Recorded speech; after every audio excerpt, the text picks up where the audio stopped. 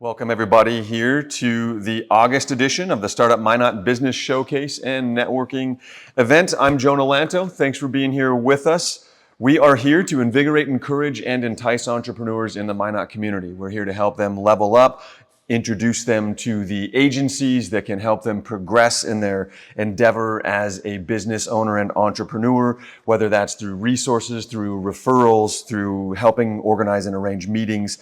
We're here as stewards of the community. This is here to develop an ecosystem that will become a broad community effort that meets the needs of all of those who have an idea for their company, a business, or simply a problem that they want to overcome. So we hold these once a month. It's the second Thursday of every month. We always have amazing guest speakers, and we always like to say, be a friend, bring a friend, tell a friend. We're going to be here, and we're going to be helping these entrepreneurs tell their stories and make connections. Many partners make this happen. We couldn't do it without them. So big shout out, big thanks to all of those who support the Startup Minot Academy and the Startup Minot Networking event. That's the North Dakota Small Business Development Center, Souris Basin Planning Council, Credence Energy, the Minot Chamber, EDC, Dakota Business Lending, and a lot of sponsors. First Western Bank and Trust as our presenting sponsor, Minot Area Chamber, EDC, North Dakota Small Business Development Centers, Bank of North Dakota, Brevera, Town and Country Credit Union, First International Bank and Trust, Cornerstone Bank, Credence Energy Services, People's State Bank, and Dakota Business Lending. We could absolutely not do it without them, and most of us going into business can't do it without a bank. So it's good to know that they recognize we're here and are supporting this. So we're super excited about our guest here this morning. He's a Startup Minot Academy graduate, which of course that new academy is starting very soon. So if you know somebody who could benefit from that, or if you yourself have an idea and are looking to develop that in a more concentrated effort, learn what your next steps are, you can sign up for that Startup Academy now, and we'll probably hear a little bit about that from Travis. So let's give a warm Startup Minot welcome to the owner of Unmanned Operator, Travis Johnson. Thank you, everybody. Travis is the founder and CEO of Unmanned Operator, a disruptor using AI and BVLOS, that's Beyond Visual Line of Sight, drones to replace outdated oilfield operations. After 10 years as a lease operator, he saw firsthand how slow, reactive, and manual the industry still was. Today, Unmanned Operator is on a mission to eliminate manned flights and clipboard inspections. They're using computer vision and large language models to detect spills, downed equipment, and site risks in real time. For Travis, the mission is simple. Kill the clipboard, automate the oil field, because the future of field ops doesn't have a steering wheel. I really like that tagline, Travis. Show us. It seems like you got a video here, man. Show us what you got. No, so I just got a little bit of a slideshow, just kind of going over like where we started, where we're going, and then at the end I have a little bit of an AI. It's kind of a funny AI demonstration here. All right. So so we're about 3 years old now. Over the last few years, we've become a big oil and gas data acquisition company. Drone service, we call it DAS, Drone as a Service. Companies that we really work for a lot, ExxonMobil, Select, Marathon Pipeline, and some others. And we actually go all over the states for that. On the service side. And over the last, probably year, that what we've done has really taken a big 180 now, and we're compared to where we're going. A couple things in what we do. Our core business is mapping and LiDAR, and we're very good at that.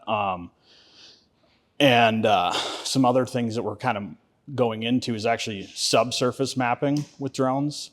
That's going to be coming really soon. Right away, op surveillance, we do some of that, and then we do inspections too.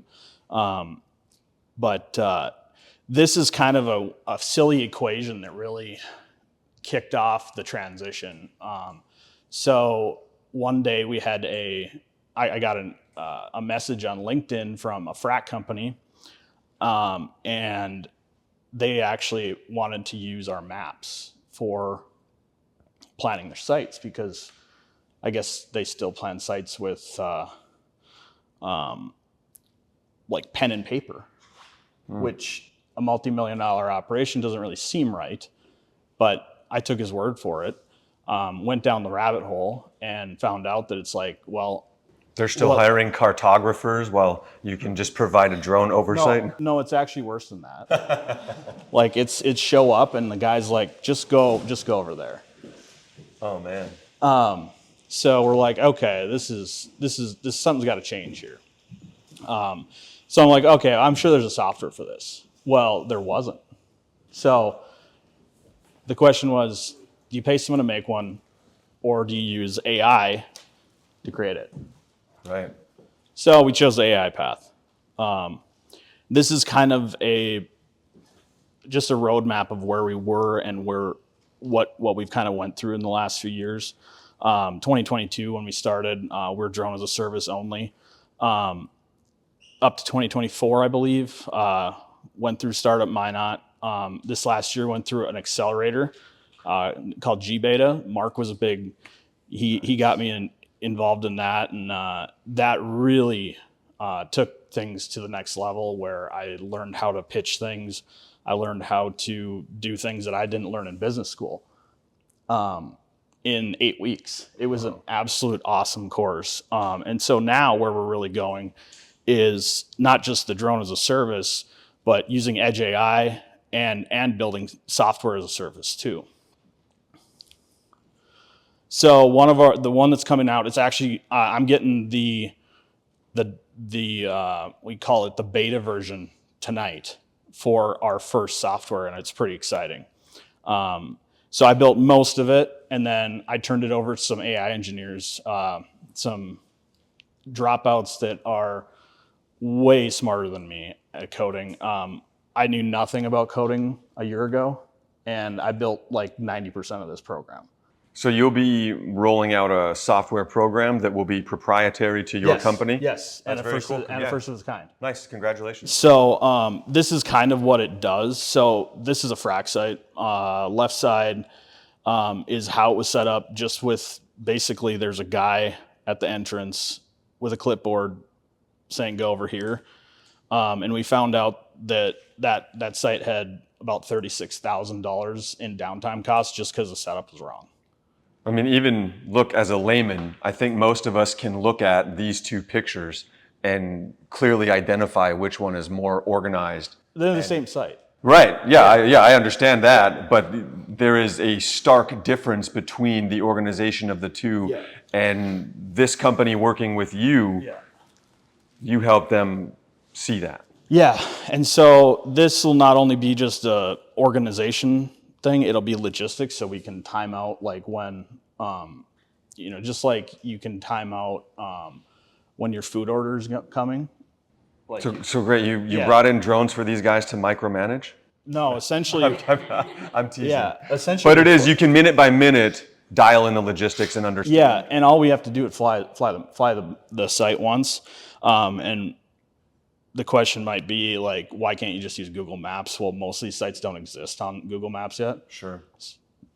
And Google Maps is only accurate to like between 5 and 11 feet. And we can get it down to like a few centimeters. So we can dial in exactly where these trucks go, put a truck route in so that there's no backing up. It increases safety, increases about everything. When you're pitching this to a company, they're oftentimes concerned with, I would think two things: safety and numbers, right? The safety, this makes us safer, great, okay, tell me the numbers. What does this save a company? Do they illustrate to you, man, working with you saved us $500,000, or it saved us, can you talk about that breakdown or what you're able to do? Yeah, so like the one on the left, they had almost 3 hours of downtime. Well, a little over 3 hours of downtime, I should say. An hour of downtime costs about $10,000. There you go. So extrapolate that across a year. Yeah, it's a lot. It's a lot. So that adds up very quick. Yeah, and then we'll also be able to, we're building some stick-on, basically a GPS device that goes on a sand truck, so we can actually time out the sand trucks and when they're coming back. Wow. That's one of the biggest things, is keeping sand coming into these sites in an orderly fashion, and that's the biggest producer of downtime is when sand trucks get have to back in and stuff. And backing in also is, being crushed is the leading cause of death in the oil and gas industry now. So that's what we're doing with that. So how do we do this? How we do this is using data. So does anybody have a good definition of data? Information can be anything. It can be an experience that you capture, like a picture. It can be anything from, a CSV file with a big database of information. Really anything. But what is different now with data and before is our compute power. Every 6 months, we go up about 10 to 15% in compute. So we can do more with pictures and all that stuff like that. And this is a good analogy here. Data is the new oil, but it's only valuable if it's refined. So if you think about a barrel of oil, what is it, what's extracted from that? It's the same thing with a picture. What can you extract from that? That's what compute does now. And that's what allows us to do things like what we're doing now. Like crude oil, it creates all these different products. With data, we can extract and save data and use it against new data and really look at things in a whole new way. And to further your point, Travis, let's just all agree, we can all agree that there's a reason multi-billion-dollar organizations are paying top dollar for your data on everything that you do. Yeah. And it's on a fundamental level, it's maybe difficult to grasp why. How useful is my data? On a one-for-one, maybe not very, but when compiled with millions of people, it yields higher levels of understanding. So that's why businesses want it, and that's why it's relevant from top to bottom. Yeah, rewards plans at like your grocery store or whatever. That's all that is data acquisition. Yeah. They're rewarding you for giving you their data. It doesn't mean it's ominous. It doesn't mean it's sinister, to be clear, but it is useful. Yep. So using that data, you can use that. And does anybody know here what Edge AI is? It's kind of a new phrase. It's essentially bringing AI to the real time. So having something in real time that can show, that can identify something or another. And really I've got a demonstration of it too here. But essentially, instead of having the data go through a stream, go to the cloud, and then run compute, it actually computes on board in real time. So I'm going to do a demonstration here. Hopefully it works. Okay, you got a coffee? I do. All right. So this is just a very simple demonstration of Edge AI. Oh, we used the wrong camera. I know, right?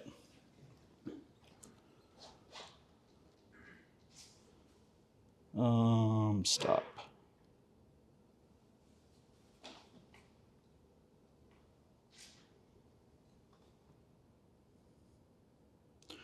So, you see all that? Here, I'll make this bigger. So He's it's getting your data right now. People. It's essentially, be careful out there. Right now, it's recognizing people, right? Well, let's see what this. Coffee. You hear that? Indeed. This is just a really weird and. Where'd that donut go? So donut somewhere. There's donut.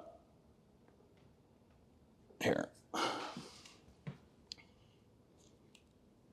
It should recognize a donut. And GoPros are the worst for this. There we go. Well, we got the coffee nonetheless. It's wants to read my text. It's showing. Coffee. Yeah. So. Get off your phone. Get off your phone. So that. This is just a really cheesy example of Edge AI, but it's something I built like yesterday. It's just something that we can do and where we're going with it.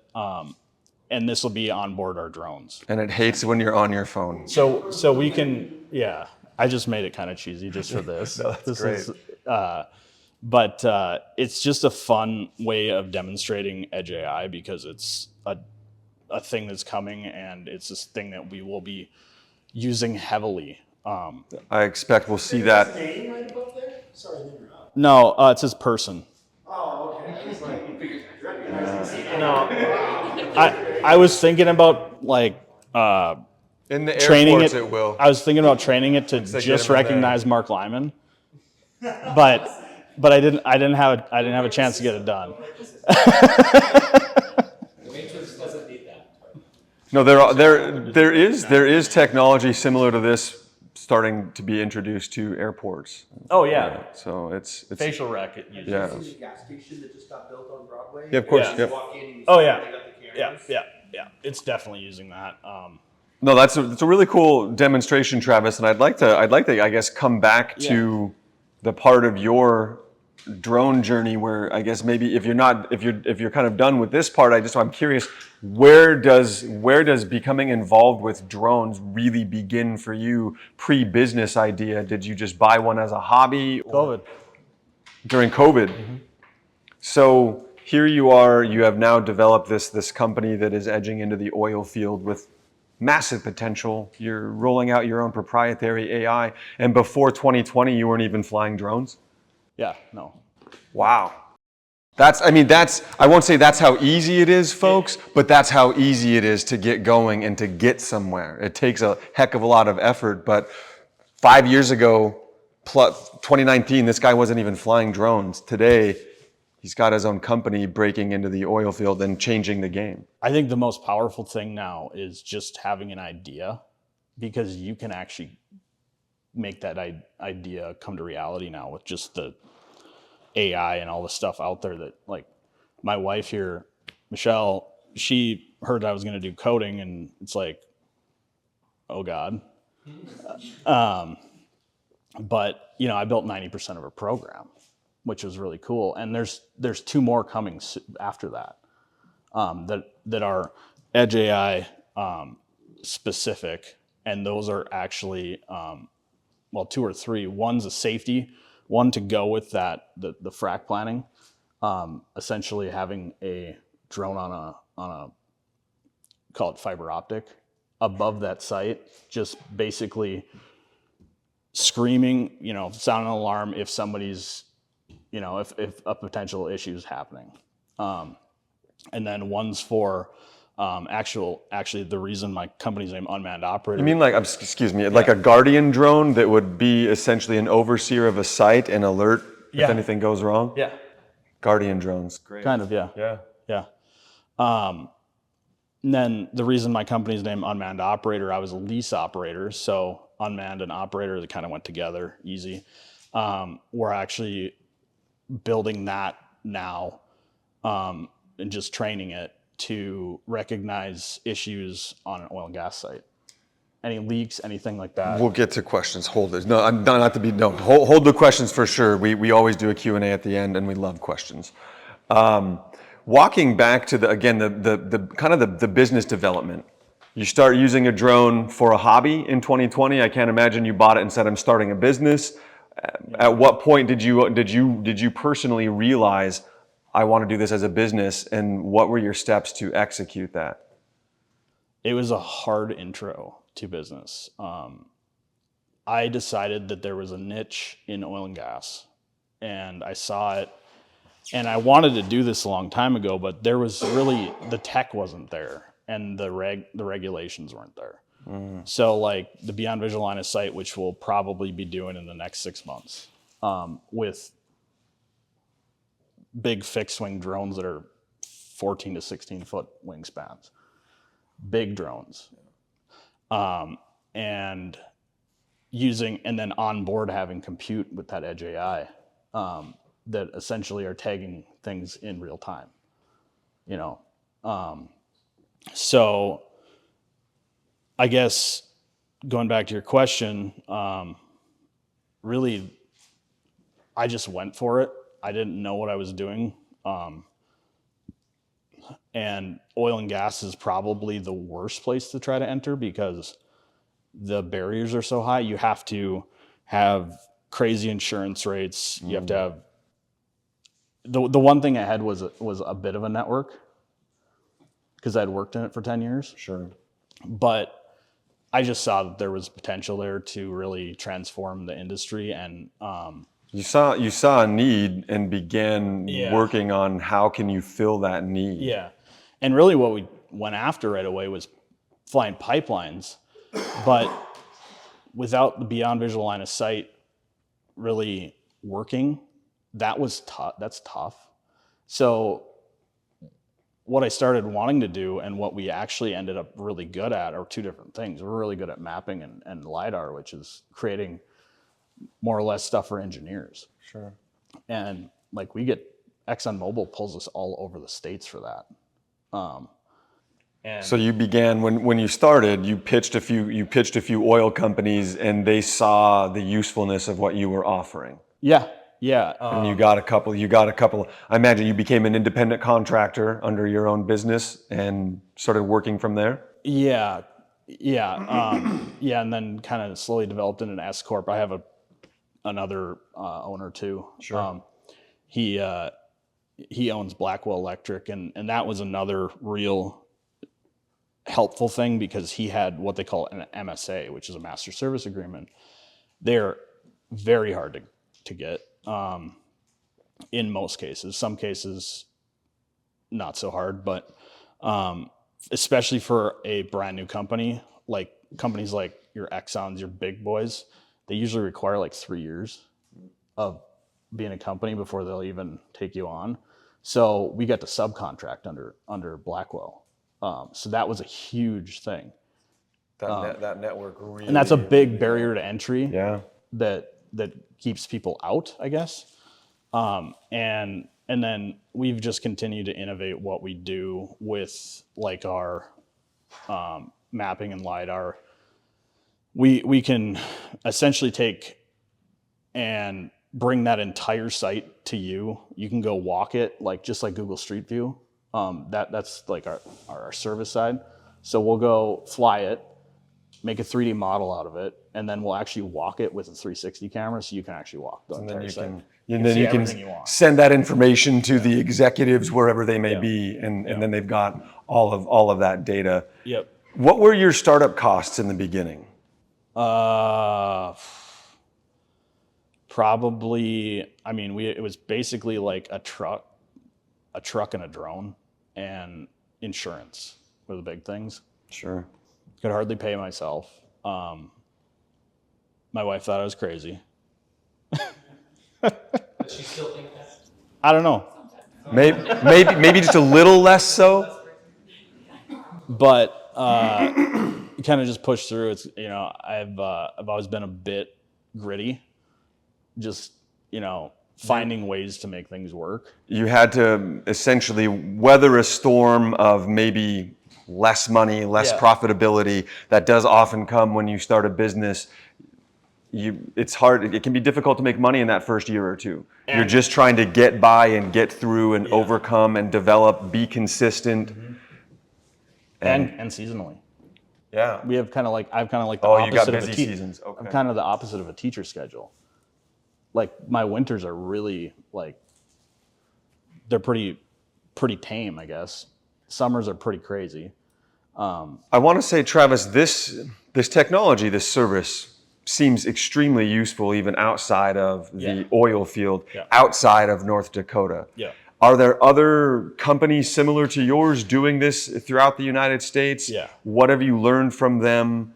What does the competitive field of this particular aspect of the drone industry look like? So there's a lot that go do construction and all that, and a lot of construction companies do their own. Sure. So They've hired a person now, basically. Yeah. It's an in-house. or they just have someone that's already there to do it because it doesn't take a lot of time.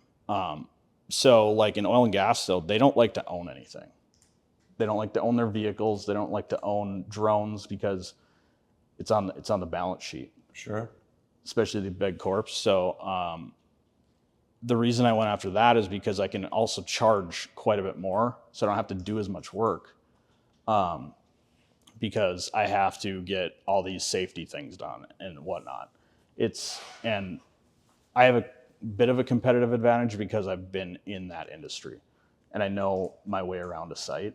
So that's why like we get contracted to go down to New Mexico or Texas or wherever. So your work has brought you out of North Dakota to other sites and stuff. Okay, Yeah, I've been to New Mexico probably 4 times in the last year. And it does. I mean, I won't say anybody, but someone operating a drone with this technology versus somebody operating a drone with this technology who has also been and walked and been in and out of these job sites, which one would you want of the two? And that you having a fundamental understanding to begin with, I think, yeah, as you said, really helped give you an edge. Yeah. And, it's just, I get to go places that not a lot of people get to see too. So coming back to the business model, something cutting edge like this, something new, how do you develop your costs? Was there an equation that helped you derive at what to charge for this? Yeah. So I'm just that good. Now you got to think of a new one now. I think when we started like 3 years ago, like what we were charging was like way too cheap. And like the engineers straight up told me that you're way too cheap. Sure. I thought it was like fair, but what I really went to is trying to talk to my customers about, hey, how much time do I save you?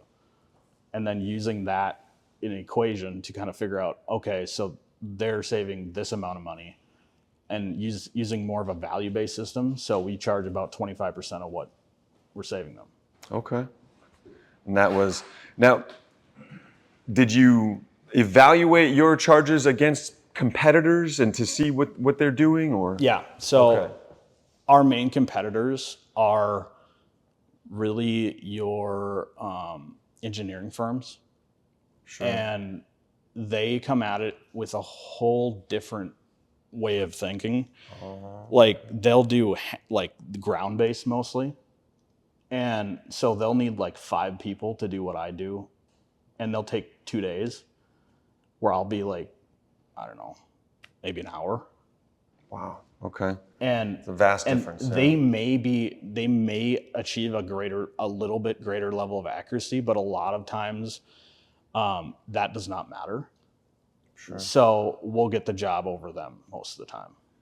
And I know we are getting close to the Q&A here, and I want to pass this over to the crowd, Travis. And I could probably ask you a million questions because I'm personally very fascinated by AI and strongly believe everybody should be using it in their daily lives. Yeah. When I had somebody recently act afraid of AI, and I can't get over that. And I'm like, were there people afraid of a light bulb when it first flicked on? Were people afraid of the internet when you first had dial-up? People were afraid of call waiting. Now call waiting is a forgotten concept, and I can't emphasize enough, if your AI is so useful, whether it's writing a business plan or whether it's a thought experiment, whether it's learning, it's so much more than just emails and social media posts, which you've shown us here today, Travis. But that's not even my question. My question, I guess, is related to where you found Startup Minot, how that helped you, and a little bit about the generator, because you said these things really made a difference in how you became. So I think Mark talked me into Startup Minot. It wasn't really a hard pitch that he gave me. It was just like, yeah, I may as well do that. I probably learned something that I didn't learn in business school. And it was a great class. I really liked the speakers that were brought in. Because you get that real world, like how they apply something. It's not just business school where it's a bookwork, because I'm not good at bookwork. Sure. That was awful for me. And then going into Generator was a whole new animal. So just to kind of break down what we did, and that was kind of it's called a pre-accelerator. They don't actually take any I don't know if anybody's familiar with venture capital, but like companies like Generator and G-Beta was their pre-accelerator. Sure. They don't take capital. Most of the time they do. but this one was free. And essentially I had to beat out a bunch of other companies to get into it. They took 5, and it was based in Grand Forks.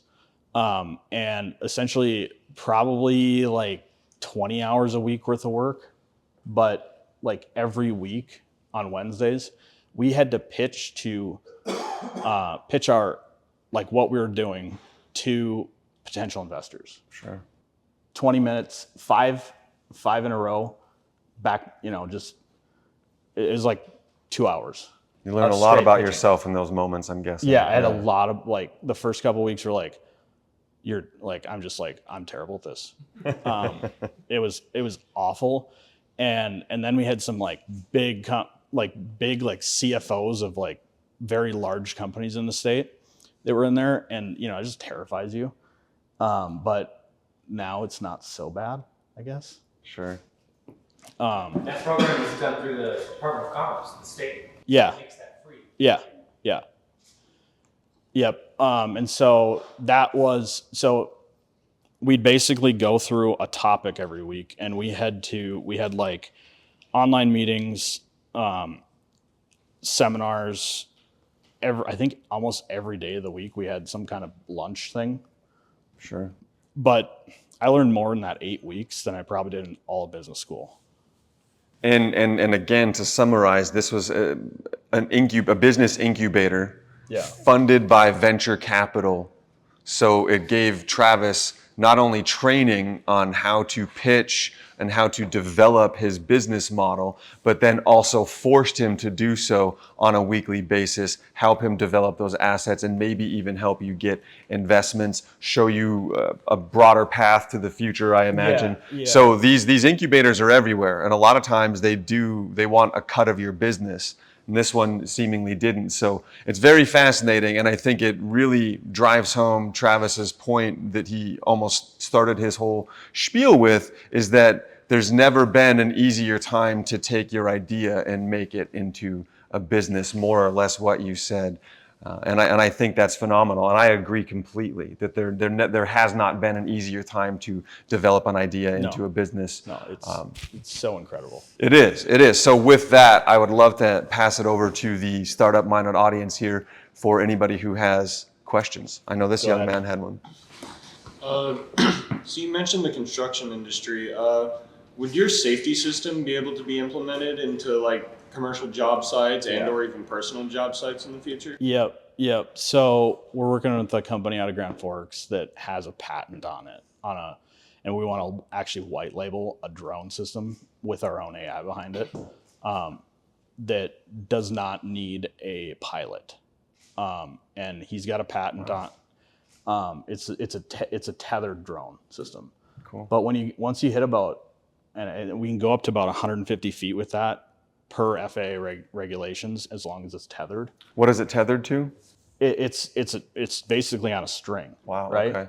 It's a fiber optic cable, and a cable, and essentially it doesn't have a battery. It plugs in, and you text it to have it. You text it a thumbs up to go up, and you text it a thumbs down to go down. It's pretty funny. But pairing that with some kind of safety AI, we have like another thing that we have too is we have encrypted streaming. I can actually have that here. Anybody else with the question out there?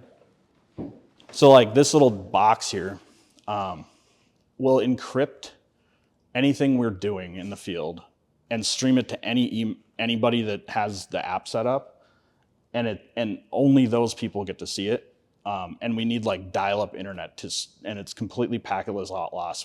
You can basically stream it. It's like 2-second delay, something like that. It's pretty wild. So this paired with those drone in the boxes are something that we're really going to be looking at here in the very near future. Yeah. So yes, we could. Travis, question for you. What would you do differently now? So knowing what you know now, go back to 2020, 2021, Travis, what would you whisper in your ear to say, okay, take a left here, take a right here, do this differently? Not a lot, there's a few things that I kind of lucked into, like being able to build this edge AI. You need a lot of data. Well, I've collected data for the last 3 years on these sites, so now I have training data. That was lucky. That was very lucky, right? But probably more additional data, like taking more video, more everything. Like when I go do a job site now, like I'm not just doing that job, I'm taking as much data as I possibly can for future use. What about your team? Talk to us about your team. You have an accountant that you've used to help set things up. Did you have a lawyer that helped set you up with the S corp? How did you pull in other people to help? So I got lucky because my partner's Blackwell Electric. He's got a big company, and so we actually built, like we use their admin staff, which is really helpful. I don't have to have one. And then we also kind of just use the same people they do. It takes a lot of decision making out of it, which is great because I don't want to do that. I want to deal with the day-to-day stuff. I don't want to deal with the accounting and all that. So we pretty much run it through the same way that Blackwell Electric does. My partner, Chris, I guess. So that was kind of lucky too, because he has like 4 or 5 businesses, so they kind of have it down, and I kind of just let them deal with it. I think we went through Beaupre when we first set up. Yeah.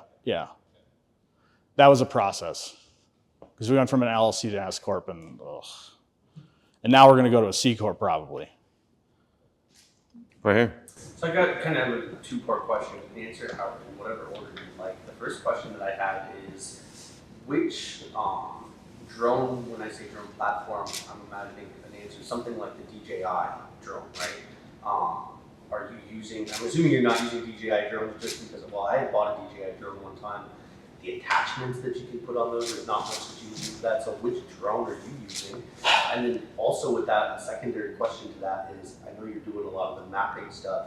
I'm sure you're familiar with the drone swarms or like the drone shows. If you look at like China, they got the biggest ones in the world. Yeah. Have you ever looked at anything like that, implementing AI into that? Yeah. So those shows are absolutely awesome. They're so cool. Yeah. Those are expensive to get going. I think for like an 80 drone setup, it's about $100,000. And then that's a tiny one. Like you need like 400 to really get it going. Sure. Because you're gonna lose like 3 to 5% of them during the show, just because of whatever. And then going back to what we use right now, yeah, DJI has phenomenal. Their systems are the best. We're going away from them now, like with fixed wings. We're trying to do in-state stuff. So I go to Grand Forks a lot. They have a place called The Hive, and I really think we should have one similar here. Are you familiar with The Hive? I'm not. The Hive is essentially a tech incubator. Cool. Owned by the city. And it is an absolute dream when I walk in there, because they have or drone manufacturers. They have basically people that do what I do. Everything around. It's just everybody is there for one goal, to get stuff done. And they have a couple companies there that we will probably buy from very soon. Just some of them they have prototypes. They're not like full manufacturing mode yet. But those, we kind of want to keep everything like North Dakota made for the most part. In the future, I guess, because DJI has had this giant stranglehold on this industry, because most of our drone manufacturers go to defense because that's where all the money is. Mm-hmm. They don't have to produce something that works sometimes and they still get paid. They don't have to compete against a giant DJI. Well, DJI is gone now. Like, we will see them completely disappear now. So there's a giant market for that too. We see that like when I go to Grand Forks, these guys are just like humming because they don't have to compete against the giant anymore. Mind if I ask one follow-up? What do you think about the current DJI lawsuit? I work at Best Buy. I had bought one. I ended up wrecking it, and when I went back to get my next one or replacement, they were gone. They were like, "Oh yeah, we don't sell them anymore." Military's in the lawsuit. It's a Chinese company, so they just will not sell them. Yeah, I'm mixed feelings because they have such a superior product, and that's because they focused on consumers. I think in the next 2 years we'll have somebody that is as good. We don't have it yet. The consumer market is going to be very, very stale for the next couple of years because nobody's got down to that American-made, sub $1,000 mark. There is nobody that exists there really that's good, at least that has the capability to play in that same field. What was your question again? Just kind of your thoughts on that lawsuit. I think you got it. It was a copy and pasted version of Meta versus TikTok, but it had some relevance. There is something possibly in there. There's a few documents that are in Chinese that you can have. You can basically have translated, and there is some things that point to data collection, but I guess even my mind was thinking about like the Ukraine-Russia war and that recent attack where they had drones fly out of trucks and attack military infrastructure. that's FPV. That's a whole different ball.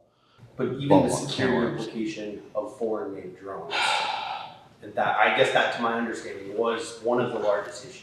I think this is a fascinating topic. I'm going to shift it back to the business here. If anybody has questions related to the business, I could also talk drones all day.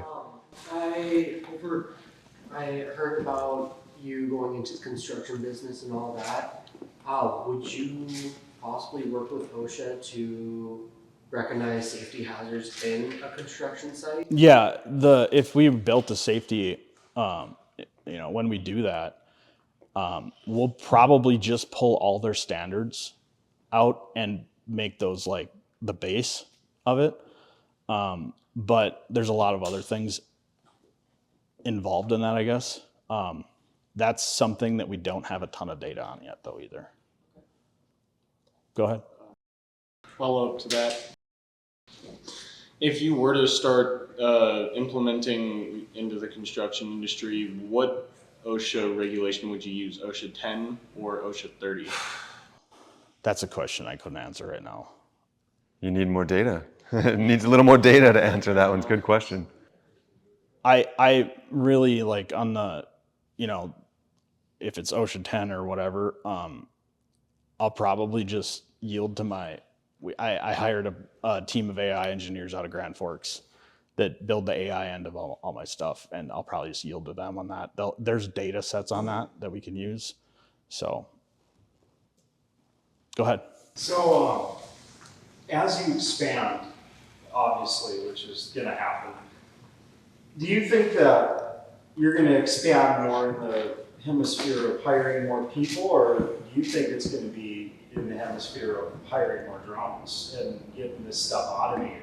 Yeah. Or both? Yeah. So the FAA has just started a new rulemaking process on beyond visual line of sight. It's going to basically standardize it, and it's going to basically require a 2 people to 1 drone. Now that being said, one of those can be on multiple drone missions. So it could be, it just really depends. I'm going to have to see what these FAA regulations end up being. It's basically the comment period right now, and we have like 40 or 50 days left in that. And then Once that's done, they'll make a final rule on it, and then we'll figure out the logistics of that. But I'm planning on 2-to-1 right now, because what we're really planning to do is have drones in the air. They'll be hybrids. They won't be electric per se. That can fly between 9 and 17 hours. Wow. So does that affect like what you were wanting to do with the fiber optic cable and having them just go up on it? Oh, that's a whole different thing. That's like we'll put those on like work trailers, screw them to the top, and just let them do their own thing. Like that'll be just like basically a lease, right? Cool. Well, Travis, it's been a fascinating morning with drones, and certainly we all wish you well, and it sounds like you've got really a successful edge. I look forward to seeing what comes next for everything that you're doing in the industry, not only in North Dakota, but I think the country at large. Folks, this is Startup Minot. Our monthly networking meeting is the second Thursday of every month. We are at 7:30 in the morning. We have amazing entrepreneurs here every month that we can learn from. So if you know somebody who should be a speaker, please suggest that to Mark. And obviously, be a friend, tell a friend, bring a friend next month. We'll see you guys next time. Good stuff.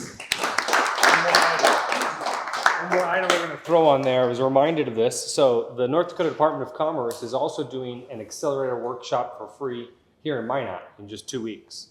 So it'll be Tuesday, August 26th here at the Carnegie Center. It's a 3-hour event, and it's an idea accelerator workshop for anyone who has any idea tied to anything. It doesn't have to be a business. It can be a nonprofit. It can be a new community park. It can be a way to cure cancer. It can be anything tied to any idea for any reason. That accelerator workshop will be here at the Carnegie Center Tuesday, August 26th. It's completely free.